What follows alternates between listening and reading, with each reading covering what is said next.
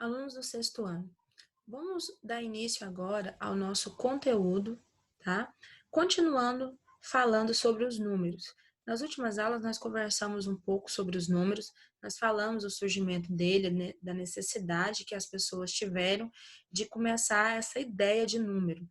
No início, as pessoas tinham que contar seu rebanho, contar outras coisas, e utilizavam geralmente saquinhos com algumas pedrinhas. Então, eles faziam um saco de couro, colocavam as pedrinhas. Às vezes, eles precisavam colocar esse rebanho para um pasto. Então, eles contavam, eles tinham essa noção se o rebanho deles estava correto, de acordo com a quantidade de pedrinha que tinha nesse saco. Eu levei para vocês o mapa e vocês deram uma olhada para a gente ver como que começou a surgir essa ideia de números para os homens. Lembra-se disso?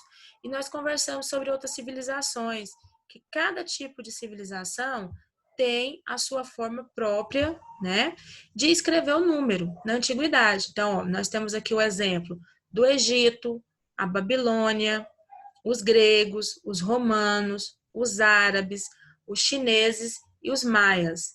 Lembrando que os números romanos, eles utilizavam as letras do próprio alfabeto deles. E nós utilizamos isso até hoje, na notação de alguns livros, na notação em história. Tá? Então, para marcar algumas coisas, principalmente questão de data, nós ainda utilizamos bastante os números romanos. Os outros números nem tanto. Nós temos aqui também, ó, a numeração dos gregos, que também utiliza as suas letras, correto? E nós temos o mais importante aqui, a notação árabe, que está escrito aqui como árabe. E nós conversamos sobre isso. Como surgiu essa notação? Se cada povo tinha a sua própria notação, por que que agora a maioria das pessoas utilizam a mesma notação? Observe esse exemplo. Nós temos os números 232, 416, 1000 e 1231 e 1853, 52, somando, correto? Do lado, nós temos esses mesmos números somando, tá? Também.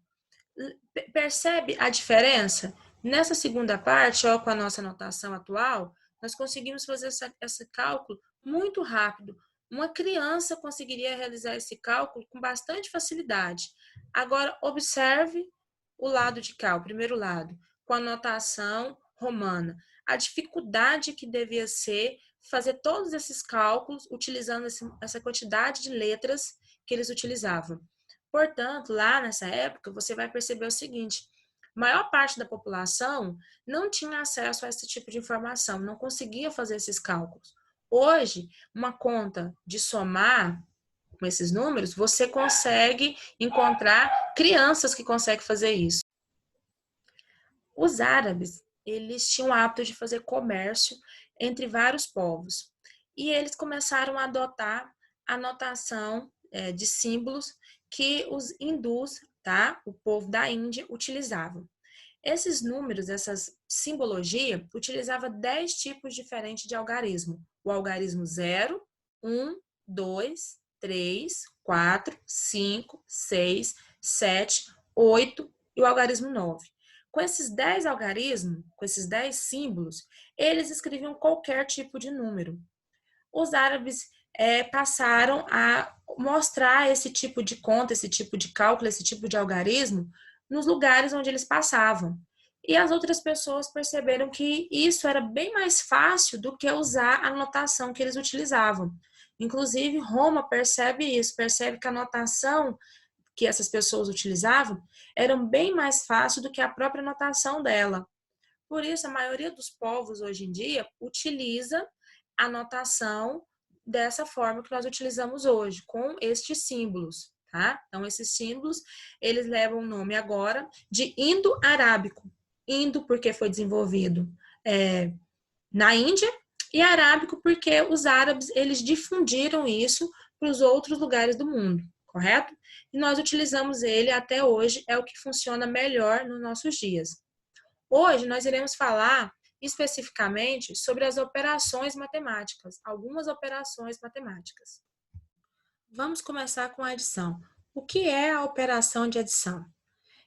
é a operação que utilizamos para juntar, reunir e somar quantidades. Ou seja, eu tenho um valor e eu quero acrescentar outro valor nele. Então, quando eu acrescento esses dois valores, eu tenho uma soma, eu tenho uma adição. E eu vou explicar o algoritmo da adição. O que é um algoritmo? É uma receita, é um passo a passo, é um conjunto de regras para fazer uma determinada tarefa. No nosso caso, é qual é o passo a passo para mim conseguir fazer uma soma, fazer uma adição.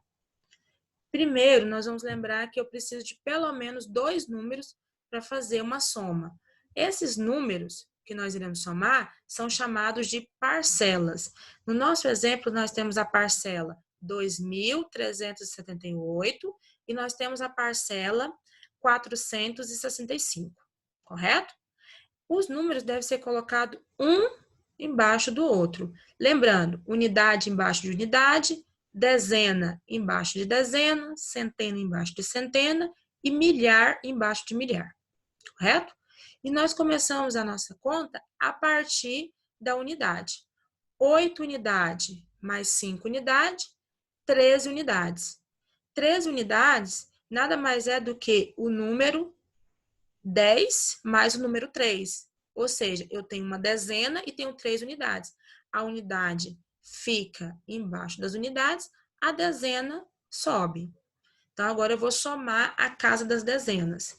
Uma dezena mais 7 dezenas mais 6 dezenas, eu tenho 14 dezenas, correto? 14 dezenas é o mesmo que 140. 140 é o quê? É 100 mais 40. 100 não é uma centena? Então, ó, veio para a casa das centenas. E o 40 ainda não é dezena? Então, o 4 ficou na casa das dezenas. Uma centena mais 3 centenas mais 4 centenas, eu tenho 8 centenas, correto? E 2 milhar continua sendo 2 porque não tem outro número para somar com ele, certo? Então, eu tenho 2.843. Esse valor, esse resultado, nós chamamos de soma ou de total. Então, eu tenho parcelas, que são os números que vão ser somados, e eu tenho a resposta soma ou total. Dentro da soma, dentro da adição, eu tenho algumas propriedades importantes. 3 delas são propriedade comutativa. Comutativa quer dizer que se eu trocar a ordem das parcelas, isso não vai mudar a minha resposta final, correto? Então, ó, eu tenho na propriedade comutativa a parcela 2 e 3. Se eu somar 2 com 3, 5. E agora eu tenho 3 e 2. Também é 5. Então, ó, se eu mudar a ordem das parcelas na adição, não muda a minha resposta final. Segunda propriedade, associativa. Quer dizer que se eu agrupar os números em várias ordens diferentes, a resposta continua sendo a mesma se esses números forem iguais. Então, ó, eu tenho os números 2, 3 e 1. Primeiro aqui, ó, eu agrupei o 2 mais 3, 5. 5 mais 1, 6.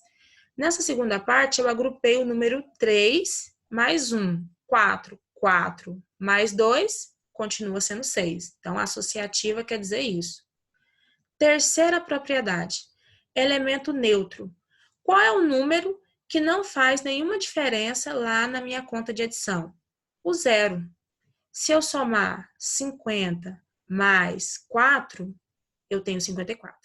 Se eu somar 50 mais 0 mais 4, eu continuo tendo 54. Correto? Então, o zero na adição é chamado de elemento neutro, porque ele não vai fazer nenhuma diferença nas parcelas. Correto? Nossa próxima operação é a subtração.